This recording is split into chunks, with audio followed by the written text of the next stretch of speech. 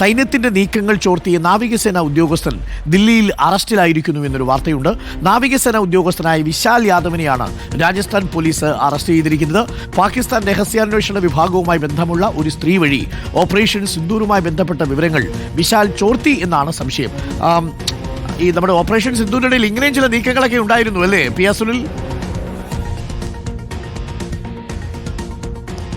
അരുൺ, തീർച്ചയായും ഏതായാലും രാജസ്ഥാൻ പോലീസിലെ പ്രത്യേക സംഘമാണ് ഈ വിശാൽ യാദവിനെ ഇപ്പോൾ കസ്റ്റഡിയിലെടുത്തിരിക്കുന്നത്. വിശാൽ യാദവിന്റെ നീക്കങ്ങൾ കഴിഞ്ഞ കുറേ ദിവസങ്ങളായി രാജസ്ഥാൻ പോലീസിലെ ഈ സ്പെഷ്യൽ ടീം നിരീക്ഷിച്ചു വരികയായിരുന്നു. ഇദ്ദേഹം ഈ ഒരു പാകിസ്ഥാനിലെ ISIയുമായി ബന്ധമുള്ള ഒരു സ്ത്രീ വഴി വിവരങ്ങൾ ചോർത്തി എന്ന നിർണായക വിവരമാണ് പിന്നീട് രാജസ്ഥാൻ പോലീസിന് ലഭിച്ചത്. അതിന്റെ അടിസ്ഥാനത്തിലാണ് നേവി ഹെഡ്ക്വാർട്ടേഴ്സിലെ ക്ലർക്കായി ജോലി ചെയ്യുന്ന ഈ ഉദ്യോഗസ്ഥനെ ഇന്നലെ അറസ്റ്റ് ചെയ്തിരിക്കുന്നത്. ഇയാളുടെ മൊബൈൽ ഫോൺ, ലാപ്ടോപ്പ് ഉൾപ്പെടെയുള്ളവ പിടിച്ചെടുത്തിട്ടുണ്ട്. നിർണായകമായ വിവരങ്ങൾ ലഭിച്ചു എന്നാണ് ഇപ്പോൾ പോലീസ് വ്യക്തമാക്കുന്നത്. ഓപ്പറേഷൻ സിന്ദൂരുമായി ബന്ധപ്പെട്ട് വളരെ പ്രധാനപ്പെട്ട ഒരുപാട് വിവരങ്ങൾ ഈ നേവി ക്ലാർക്ക് ചോർത്തി എന്ന് ഇപ്പോൾ പോലീസ് ചൂണ്ടിക്കാണിക്കുകയാണ്. ഏതായാലും ഇതിന്റെ അടിസ്ഥാനത്തിലാണ് അറസ്റ്റൊക്കെ തന്നെ ഉണ്ടായിരുന്നത്.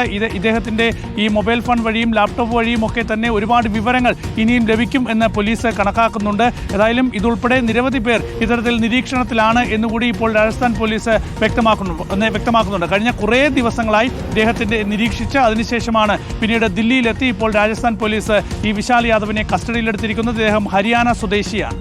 ഓക്കെ, ഒന്ന് ആലോചിച്ച് നോക്കിയേ, ഒരു ഓപ്പറേഷൻ സിന്ദൂർ പോലും വലിയ ഓപ്പറേഷൻ നടക്കുന്ന സമയത്ത് പല രീതിയിലും ഇവിടുത്തെ നീക്കങ്ങൾ അറിയാൻ വേണ്ടി പാകിസ്ഥാൻ നീക്കങ്ങളൊക്കെ നടത്തിയിട്ടുണ്ട്. പാകിസ്ഥാൻ്റെ ചാരസംഘടനയെക്കുറിച്ച്, ISISനെ കുറിച്ചൊക്കെ നമ്മൾ പറയുന്ന സമയത്ത് ISI ഏജന്റുമാരൊക്കെ പലയിടങ്ങളിലും പല രൂപത്തിലുമാണ് നുഴഞ്ഞു കയറുന്നത്, പലയിടങ്ങളിലും. എന്തായാലും അതിനൊക്കെ വീണുപോയ ഒരു ഉദ്യോഗസ്ഥനാണ് എന്ന് തോന്നുന്നു ഇയാൾ.